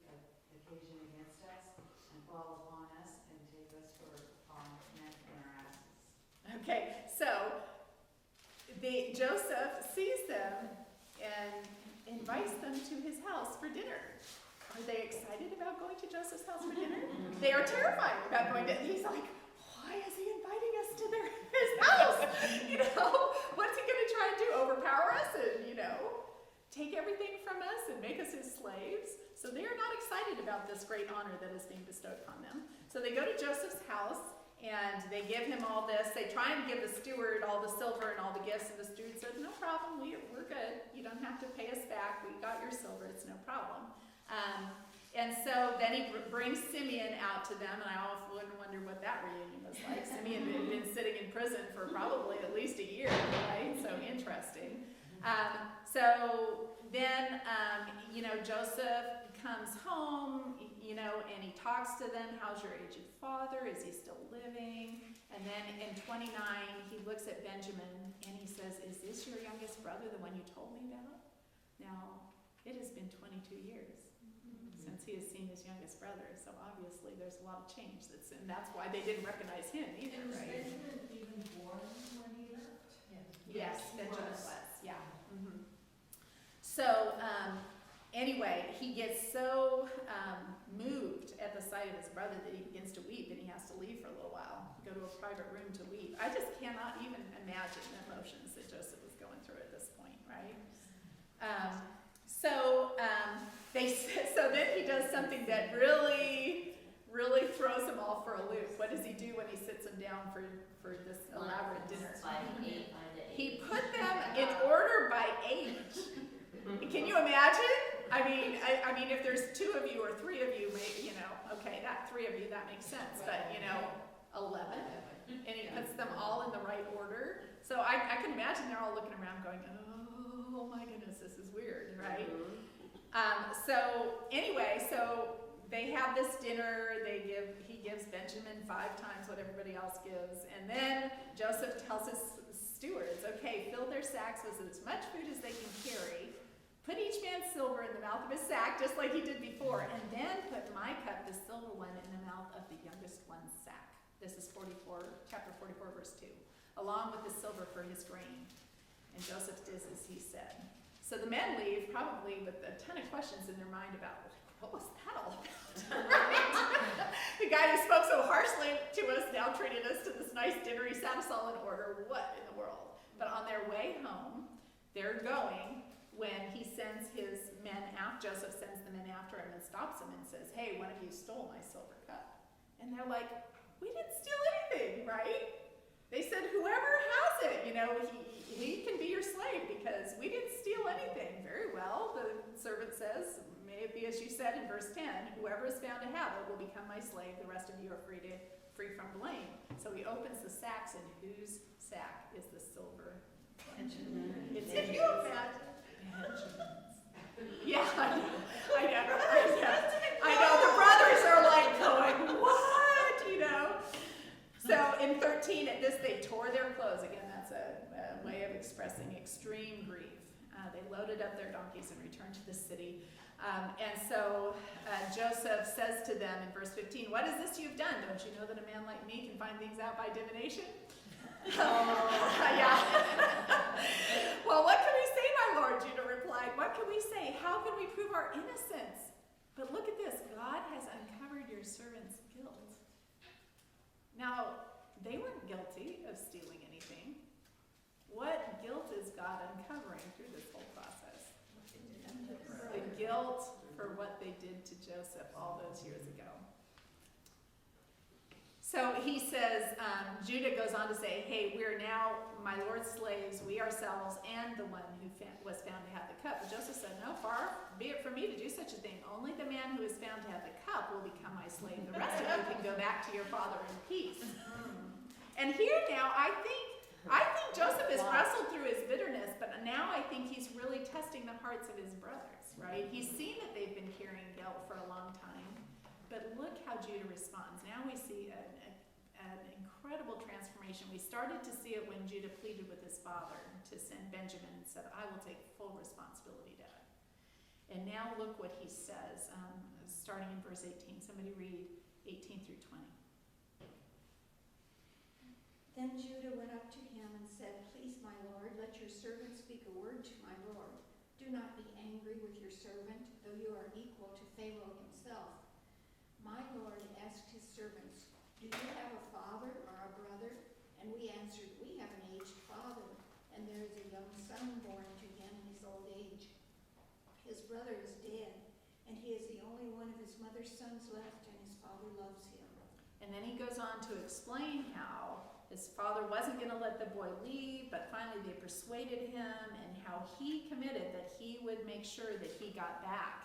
And that if they didn't return with the boy, in verse 30, so now if the boy is not with us when I go back to your servant my father, and if my father, whose life is closely bound up with this boy's life, sees that the boy isn't there, he will die. Judah has watched his father go through grief, and now he's 22 years older than he was. And he's like, my father can't handle one more grief like that. And Judah was not going to be responsible for his father having that kind of grief again. So then he goes on in 32, your servant, me, Judah, guaranteed the boy's safety to my father. I said, if I do not bring him back to you, I will bear the blame before you, my father, all of my life. Now then, please let your servant remain here as my Lord's slave in place of the boy. And let the boy return with his brothers. How can I go back to my father if the boy is not with me? No. Do not let me see the misery that would come upon my father. What a change has happened in Judah's heart. And at this point, Joseph can't bear it anymore. He just loses control and just begins weeping, makes everybody leave. And he says in 45 verse 2 that he wept so loudly that the Egyptians heard him. And they all were talking about it, right? And Joseph turns to his brothers and says, I am Joseph. Is my father still living? And they are terrified. I mean, you talk about seeing a ghost. That's what they're sure that Joseph's long gone, long dead, long whatever by now. And here is this ruler in Egypt that they have been bowing down to, telling him, I am Joseph. And so anyway, Joseph tells them, he says, come close to me in verse 4. And he says, I am your brother Joseph, the one you sold into Egypt. And now do not be distressed. Do not be angry with yourselves for selling me here, because it was to save lives that God sent me ahead of you. What kind of perspective has God given Joseph? His heart's changed. Joseph sees completely that God had a purpose in this whole thing. Now he's put it all together. He's seen what his dreams, that God was predicting this whole thing, but the only way he could get from here to there was all these hard things that he had to walk through to get there, right? And he says for 2 years now in verse 6, the famine, and that gives us a timeline, right? So we know that Joseph was 13 years between the time he was 17 and the time he got raised to be the Pharaoh's number 2 guy. And then there had to be 7 years of good, right? And now there have been 2 years of bad. So that equals 22 years. So it had been 22 years since Joseph has seen his father. It's been 22 years since he's been together with his brothers.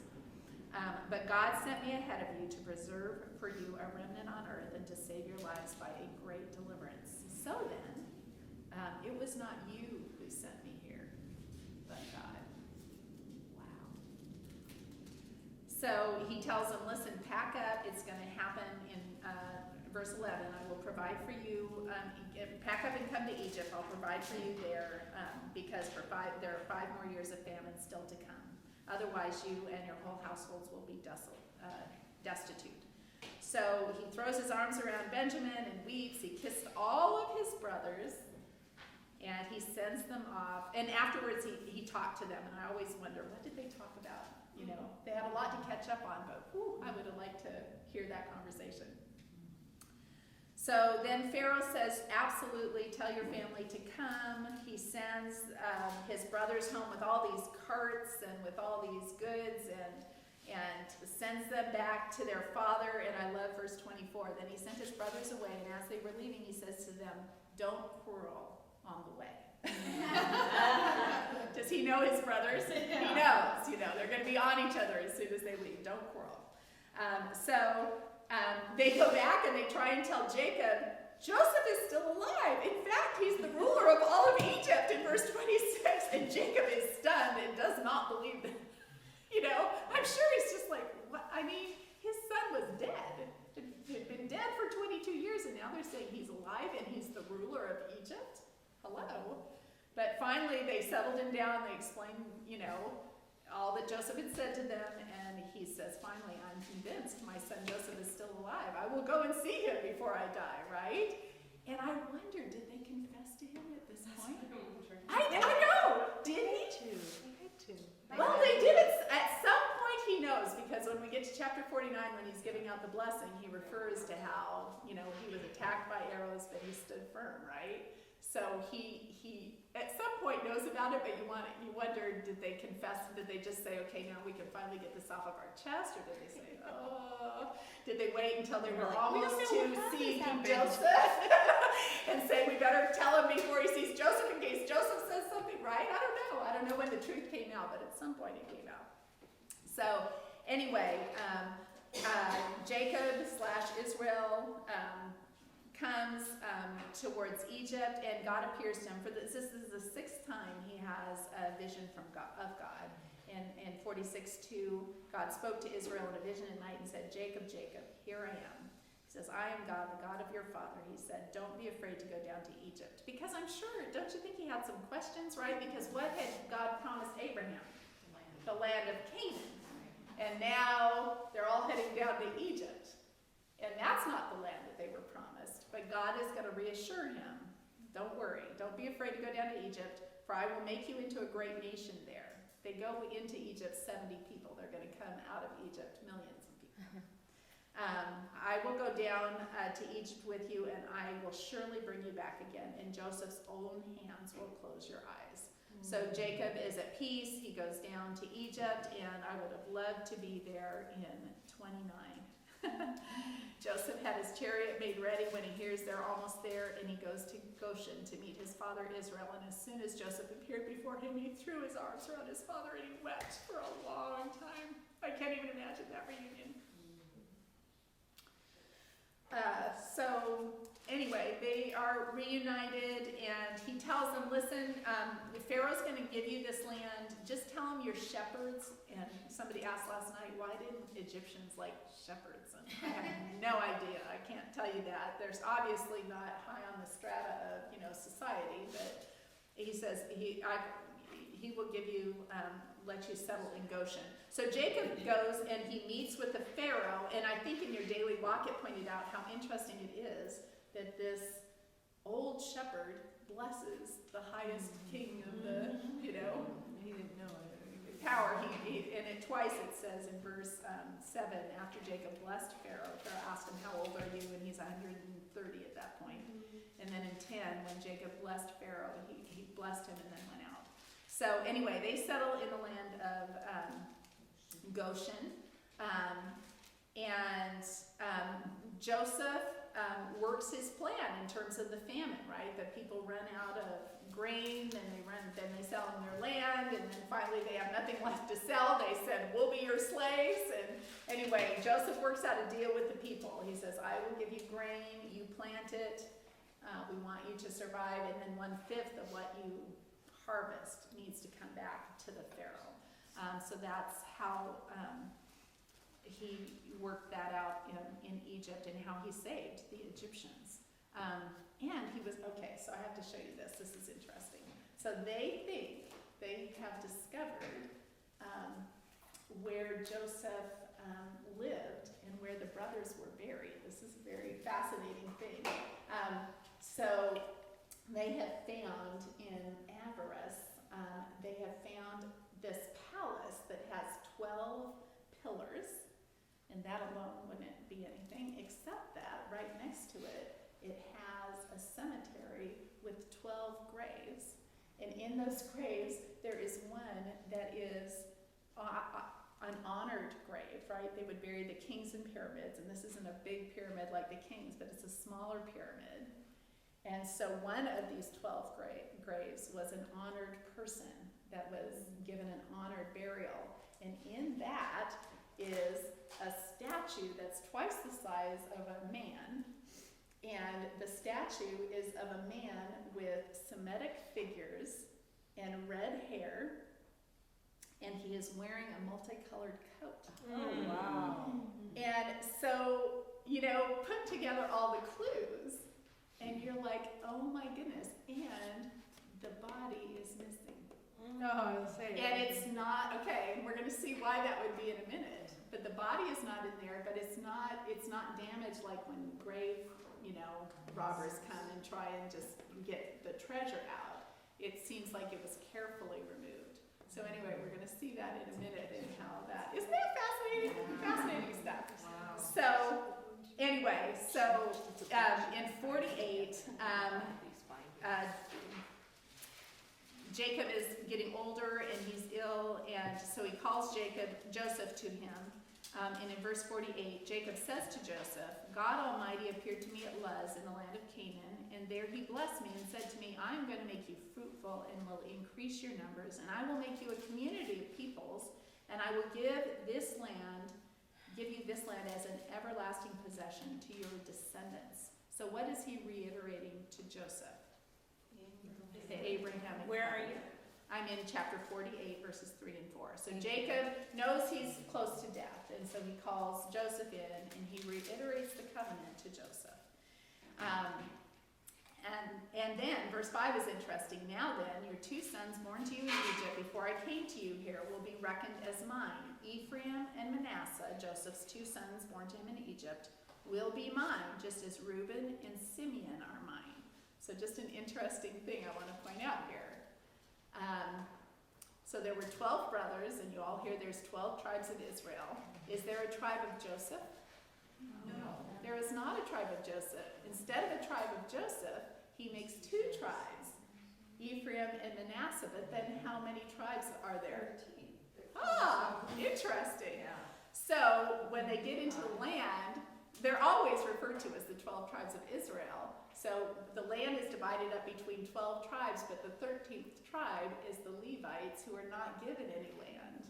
But they are the ones who will be priests to the Lord, and they are the ones who aren't given land, but are spread throughout the land to keep reminding the people of God and God's covenant with them. So anyway, just a little interesting note. So then Joseph brings Ephraim and Manasseh to be blessed by them, and Manasseh is the firstborn, so he puts Manasseh on his right hand and he puts Ephraim on his left so that he can bless Manasseh as the firstborn. What does he do? He crosses his hands. He puts his right hand on the younger son and his left hand on the older son. And Joseph's like, no, Dad, you got it wrong, right? And he's like, no, this is what I meant to do. Why do you think he did that? He was the second. He was the second born, right? It's a second born thing. It's a second born thing. We understand that completely. But I want you to see here in 15, and it depends on your translation if it'll say it this way, but mine says, Then he blessed Joseph and said, May the God before whom my fathers Abraham and Isaac walked, the God who has been my shepherd all my life to this day. And I just want to point out, if it doesn't say shepherd in yours, it will say shepherd in a little while. Jacob is the first one to call God his shepherd. What verse are you in? I'm in verse 15. And we're going to see that being carried on through Scripture. And why do you think Jacob would call God his shepherd? He guided him. Jacob was a shepherd. And at some point in Jacob's life, as he's watching these sheep and caring for them, and when they wander off, he's bringing them back. When they get hurt, he's taking care of them, staying up all night with them, He says, you know what? God has been like this for me. And so Jacob is the first one to say, he is my shepherd, the God who has been my shepherd all of my life. When we get to the Psalms, David, hundreds of years later, is going to write a psalm, the Lord is my shepherd. I shall not want. And when Jesus comes on the scene in the Gospels, he says, I am the good shepherd, right? So anyway, it's a beautiful theme that we're going to see throughout the scriptures, but I just wanted you to see this is the first time we see that. So anyway, then we get to chapter 49. And he gathers all of his sons around because he is going to prophesy over them. This is his last will and testament as he gathers his 11 sons around. So another fascinating thing that they found is that they have found this seal that they think very possibly was from the line of Jacob, because it has emblems that match the blessings here in 49 for the different tribes. Interesting. So I just want you to see, there are interesting things. Reuben's my firstborn, but for verse 4, he was as turbulent as the water. You will no longer excel, for you went up onto your father's bed. So he has not forgotten what happened there with Bilhah, right? Then Simeon and Levi. Oh, and here, this looks like turbulent waters here, right? You can come look at it afterwards. Then Simeon and Levi are brothers. They're swords of violence. Let me not enter their council. He has not forgotten what they did either, right? Which was murder all those men in Shechem. He says, for they have killed men in their anger. They've hamstrung oxen as they please. This looks like an ox here. So cursed be their anger, so fierce and cruel. But now this is the important one. If you don't remember anything else about the blessings, remember this one, Judah. Judah, your brothers will praise you. Your hand will be on the neck of your enemies. Your father's sons will bow down to you. You are a lion's cub, O Judah. You return from the prey, my son. Like a lion, he crouches down and lies down like a lioness. Who dares to rouse him? And here's a lion that is crouched down on the seal. It's just interesting. And then verse 10, if you don't have it highlighted, you need to highlight it. This is an important verse. The scepter will not depart from Judah. What's the significance of a scepter? He's talking about a king. So he's talking about, listen, the kings will not depart from Judah, nor the ruler's staff from between his feet until he comes to whom it belongs. Now some of you, depending on your translation, it might say Shiloh. That's not the best translation, but best in the oldest translation should read until he comes to whom it belongs. We're going to see that again in Ezekiel 21. Anyway, it'll be fascinating when we put all the pieces together. And he says the obedience of the nations is his. So this is the third prophecy in Genesis that is telling us about the Messiah that is to come. So all three of these should be marked in your Bibles because they're very important, right? And all three of these are starting to point people towards who this Messiah, who this coming one is going to be. The first one we looked at was in Genesis 3:15, right? Where we found out that the seed of the woman was going to crush the head of Satan, okay? So at that point we know that it's going to be a descendant of Adam and Eve. Why? Because we are all descendants of Adam and Eve. And we know it's got to be a descendant of Noah because We're all descendants of Noah. So then after the Tower of Babel and we're all spread out, we find out it's going to be through this one people group, through Abraham, right? And I wrote Genesis 22, it's like 10 times in Genesis, but I wrote Genesis 22:18 down because it's that time that he says it's through Abraham's offspring singular. And we find that out in Galatians 3:16. Though in our translations, we can't tell whether it's singular or plural. The Apostle Paul says he's identifying as one offspring through Abraham is going to bless all the nations of the world. And so that's where we find out it's going to come through Abraham, this one that was promised in Genesis 3:15. And he's not just going to bless the Jews. He's going to be a blessing to all the nations of the world. So we're getting more clues. It's like God laid out this puzzle. I think he knows that when we have to think about things and put it all together, it sticks with us. Have you ever had to just really work to figure something out, and then when you did, it's like, oh my goodness, I will never forget that because bingo, the light goes on. I think that's part of what God knows about.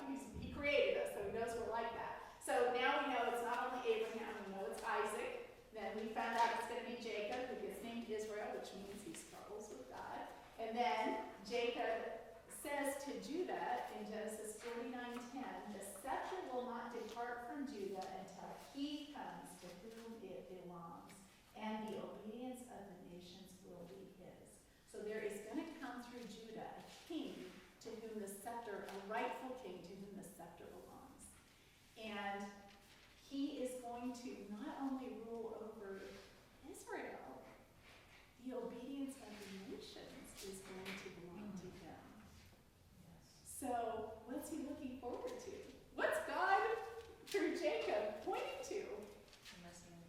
Messianic kingdom, the millennial kingdom, way back here in Genesis. He begins to preview the Messianic kingdom, and then we're going to read about it as we keep reading through the scriptures, how God is giving us piece by piece his whole big plan of what he's planning to do. But it starts here in Genesis 49:10.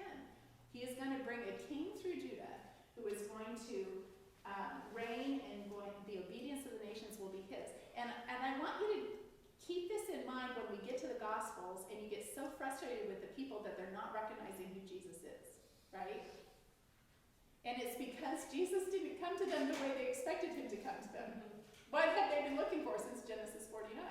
Great king. A great king who all the nations would obey. Now Jesus is going to come back and he's going to be that great king. But when Jesus came first as a carpenter, as a humble servant, to demonstrate God's love and grace and to take on himself our sins, he came in a way that they hadn't expected. Now we're going to see God also previewed that in the Old Testament. We haven't gotten to it yet. So they had both things. They just didn't see how those two things could come together. So we're going to learn more about that as we keep going. But it's an amazing and important thing. Then just a couple other things. Zebulun will live by the seashore and become a haven for ships. Here's a ship. Anyway, Issachar will be like a donkey lying down between two saddlebags. I don't know about that. Dan will be a serpent. Here's a serpent. So anyway, fascinating. Who drew that? Huh? Who drew that? Who drew I mean, that? like, yeah. They discovered it. It's they a very discovered ancient. it. It's a very ancient seal. You know how Gotcha. seals were used, and they think it looks like a seal that was used for the 12 tribes of Israel. I know, isn't that fascinating? And then when he blesses Joseph, I just want you to see it again, and we can see that he knew what had happened, because in 23 he says, with bitterness archers attacked him, meaning Joseph. They shot at him with hostility, but his bow remained steady and his strong arm stayed limber, because of the hand of the mighty one of Jacob, because of the shepherd, the rock of Israel. So again, these are two things we're going to see throughout the scriptures. God referred to as our shepherd, God referred to as our rock. And Jacob is the first one who used those two analogies. So anyway, so then Jacob dies, and they have this burial that is crazy, because look at everybody who went. He's going to take, his father asked to be buried back in Canaan. So Joseph in verse 7 goes to bury his father in Canaan. And look who all came. All of Pharaoh's officials accompanied him, the dignitaries of the court, and all the dignitaries of Egypt. Hello? Wow. For this shepherd. Besides all the members of Joseph's household and his brothers and those belonging to his father's household. So there were a whole crew of those. It was a very large company. And so they go and they bury him, and then after they bury him, Joseph's brothers start to worry. Why do they start to worry? They're thinking revenge is coming. They think, oh shoot, maybe Joseph's just been nice to us because Dad was here, right? Now Dad's gone. Now, he's probably going to get us back for what we did. And so anyway, they send a message to Joseph and they lie. They said, your father left these instructions before he died. This is what you're to say to Joseph, verse 17. I ask you to forgive your brothers the sins and the wrongs they committed in treating you so badly. Now please forgive the sins of your servants, of the God of your father. When Joseph saw that message, he wept. His brothers came to him, threw themselves down before him, and said, we are your slaves. But Joseph said to them, don't be afraid. And this I love, you guys. And I brought these just in case anybody hasn't read them yet. I pass these out like candy because it's so important. How to be free from bitterness. Oh, it's a new cover. Like the new edition? This is the new Yes. cover. But I have been passing these out for over 20 years because it is so life-changing. But I thought about it because of here we're seeing it in the life of Joseph, right? He had if you think you have reasons to be bitter, Joseph had every reason in the world to be bitter. For the way his brothers had treated him, for the way Potiphar's wife treated him, for his, prison term that he didn't deserve, all these things that happened to him. And we see here that he wasn't just being nice to them because of his father. What does he say to them? 19. Joseph said to them, don't be afraid. Am I in place of God? You intended to harm me, but God intended it for good, to accomplish what is being done now, the saving of many lives. So then don't be afraid. I will provide for you and your children. And he reassured them and spoke kindly to them. True forgiveness. And that's where freedom comes from. God is going to, as he reveals in his word, he's going to help us to understand this whole issue of bitterness and what happens in our own souls when we hang on to things. And we've all been hurt. We've all been treated unjustly. You can't live on this fallen planet with fallen people and not have that happen, right? But how we respond to it is incredibly important. And if Joseph had chosen to respond a different way, none of this would have happened. It was because he chose to believe God in the midst of that. He chose to forgive his brothers when he could have held on to hate and bitterness all of his days. And we see that beautifully illustrated. So just before, Joseph lives on. He sees the third generation of Ephraim's children. He lives that long, and then Joseph realizes he's about to die. And so he has the sons of Israel in 25 swear an oath and say, God will surely come to your aid, and then you must carry my bones up from this place. He wanted to be buried with Abraham and Isaac and Jacob in the land of Canaan, right? So he makes them take an oath that they will take his body when he says, you're not gonna be in Egypt forever. And when you leave Egypt, which is gonna be how far in the future? How far is it? 400 years. Yeah. But when you leave here, don't forget, and you're going to see right away in Exodus, right, that they don't forget. And they take Joseph's body with them when they leave Egypt. So Joseph died at 110. And so anyway, very fascinating stuff. Yes. So There's one little blip if you watch the Ten Commandments every Easter, like I do. yeah. And as they're leaving Egypt, one of the ladies on the card says, we're carrying the bones of Joseph. And I was like, I know that from Genesis. Right. And they're leaving Egypt. Right. Well, and they were telling me last night, Anne was telling me that John Baumgartner did a thing about how they have discovered, they know where the coffin of Joseph is, right? I don't know. Did you see that when you were in Israel? I don't remember that. I don't know. So anyway, she says it's fascinating because they can tell he was so well preserved that they can see he had red hair just like this statue did. So anyway, I thought, well, that's interesting. So fascinating things. The Bible is a fascinating read, and I knew we wouldn't get to Exodus today. I know you should already be like in, I don't know, chapter 12 or something like that. Keep reading. We'll catch up eventually, but we always get behind at this point because there's so much richness to these stories that are being told. One thing I want to tell you as we head into, we're going to start reading about the law coming up in Exodus and Leviticus and Deuteronomy.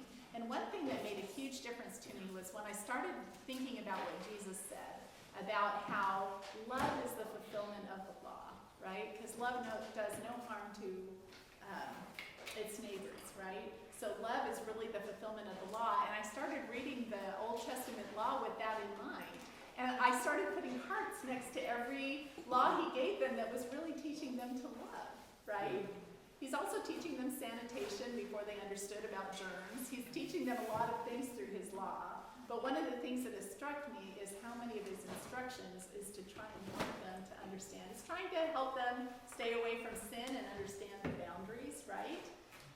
But it's also trying to teach his people what love looks like. So as you start reading the law, start keeping, put little hearts next to it and go, oh, he's trying to teach his people how to love each other. So let me pray for us. Heavenly Father, we thank you so much for this book of Genesis, this book of beginnings.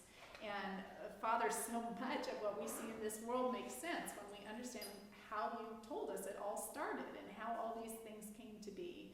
And Father, in the midst of that, you're revealing yourself to us. Father, how grateful we are when we read the story of Hagar, that you are the God who sees us. How grateful we are when we read the story of Joseph, that you are the God who takes hard things and uses them for good in our lives. How wonderful it is to know that you are our shepherd, that you care for us like a good shepherd cares for his sheep. How wonderful it is to know that you are our rock in the midst of this day and age where everything just seems to be so crazy and in such turmoil in the world. You are our rock. You are the one who holds us steady in the midst. So Father, we learn all these things from the very beginning in Genesis, and we look forward to learning more as we read through your Bible, your scripture that you've preserved all these years. Thank you so much, Father. And I pray your blessing upon each one of these ladies, that you'll give them insight as they read. In Jesus' name, amen. Just one thing that I forgot to tell you, and that is, as we are reading through this, can I have your manual there? Yeah. So as we're reading through this, what I wrote up on the board is something that I really think would be good for you to write in here. On the very last page, you have God's story and historical perspective. And it will tell you about creation and the patriarchs, and it'll give you all the main points we're covering here so that you can look at that and remember. What I've done in mine is I have written these prophecies that, and when they happen, like so way back here in 4000 BC, Genesis 3:15, God begins to tell us. And then when Abraham comes in 2000 BC is when he makes the second prophecy that tells us about the Messiah that is going to come. And then when Jacob dies, which is to the end of the patriarch era, we have Genesis 49:10. And that is the next prophecy that is telling us about this Messiah that we're looking forward to, that was predicted back in Genesis 3:15. Turn what? Turn it, so you just put it on the timeline, we can't see it from this side. Are you just saying you put like Genesis 3:15 on the timeline? Yes, and I will bring eventually, because I was doing it for our home group, I made this huge timeline, it was like this huge timeline, and I will bring it in at some point, but this is what I was doing on that timeline, was writing these important references, because that's another thing I hope will stick in your minds, is these important references that God is just giving us all these clues along the way of the